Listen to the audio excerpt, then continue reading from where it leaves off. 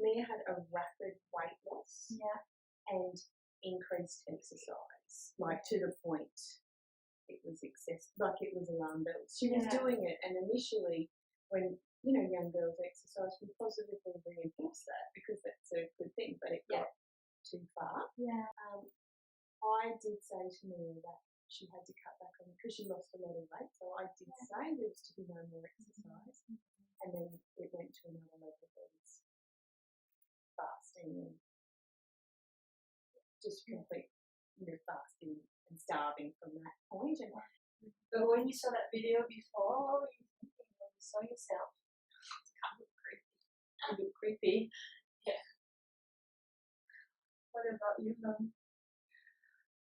I think when you look back at that, it's a time of uncertainty, it's a time of sadness, it's a time of fear, it's a time of you didn't know what the road was, and then how you're going to navigate the road, and like anything, it just once you've got a diagnosis like this for particularly a child that's unwell, I think often, and I can only experience from my experience, you start searching, like you start reading things and looking up things online, and then the people that you confide in outside any health professionals, it's like anything, they tell you of every horror story that they've ever, that they've ever experienced. So then when you come in, there's this apprehension of how's this journey going to go, and you're very fearful and whatever. So to look back on that and then to know where we are today, I mean, today's, it's happiness and relief and a future and brightness and all these things that you want for your child. But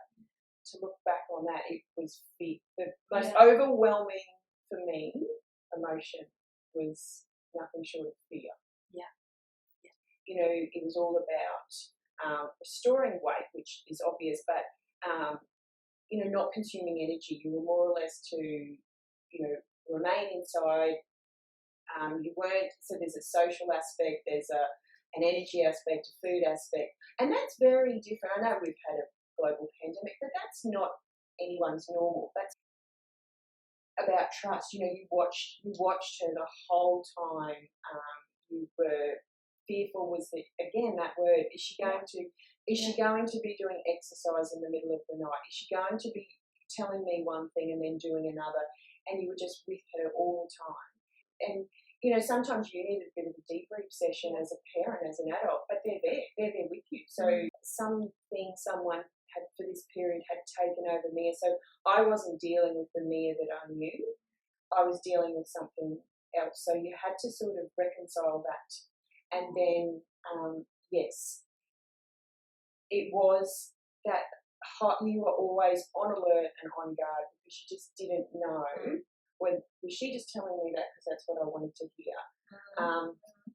Is she going to get up in the middle of the night? I used to think I know it was winter when we did this, but her showers got extremely long, and I'm going, what are you doing in that shower? Are you exercising? Because she used to do this planking and stand against walls to, I'm thinking, what were you doing? So it was, you're just on guard. And then, if she was getting up at night, you slept very light. So you became quite sleep deprived actually because you were just on guard all the time. Because the normal human reaction when you get a diagnosis of this is what did I do wrong, or whose fault is this, or how did this happen? And you go into this mode of examining why did this happen. And someone said to me, as I said, not in the context of an eating disorder, but in the context of their family and a mental health illness, said, the one thing I'm going to ask you, please do not waste your time trying to figure out how this happened, because you may never get the answer. And actually, you don't need the answer. You need to put your energy into moving forward. And that was one thing I went, I'm not going there. I can't change it. So, I don't know. Like eating food because I just didn't want to.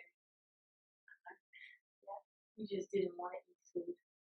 Yeah. Or being like us, like miserable. Made me miserable. Yeah. And Mizzy was not wanting to eat. It was the next night, so that was the Friday we were here, and on the Saturday night, she said, I'm not having whatever it was for dinner. She just said to me, I'm not having it. And I said, excuse me. And I said, yes, you are. And she said, no, I'm not having it. And so this is the first time she refused. So I knew it was coming. And I said, okay then, put your phone on the bench and your MacBook. And she goes, oh, but it's my phone. I said, but I paid the plan. Put your phone on the bench and put your MacBook up there. And I said, there's no Wi-Fi, and I'll organise for the school to have that disabled. And she said, you would, wouldn't you? I said, yes, I would. So you have to figure out their currency, and then you play that currency really early, really hard, no negotiation. And then I didn't have any more drama. She said to me, it's just easier for me just to go along with it than fight with you about it. You have to take control. Their brain's crippled. They are not in a position to, as much as they'll tell you that they are. They'll complain of fullness and they'll complain of different things, but that is the refeeding process. Very normal response to what you're doing, and you do need to move through it. Okay then, well this is a normal response, we're moving through it. So it was good to have that literature to support your decision, because then if you didn't have that, you'd be sort of like, oh well, like, oh okay then you're telling me you're feeling full, I won't push you now, when actually you need to, because that's the manipulation now coming in, and that's the eating disorder coming back. But in retrospect, when you think of it, would you like your mum to be a little bit softer with you? Well, no, because I was like really fast getting better, and now I'm like back to the stuff that I did before me. So It fills the brain, so there's no logical, rational thought, and obviously that's what it wants. So then, because then there's no logical or rational thought, then it just completely takes over and kills off every organ. Obviously, that's what the plan of it is. So you need to be able to restore the weight, so you can restore the cognitive function to the brain, so that you can actually have a rational conversation. And as you got more weight restored, you were seeing more logically. There was far more logic and rational conversations, and you were far more understanding of what fuel and energy was and why you should eat and whatever. So that's how the disease works.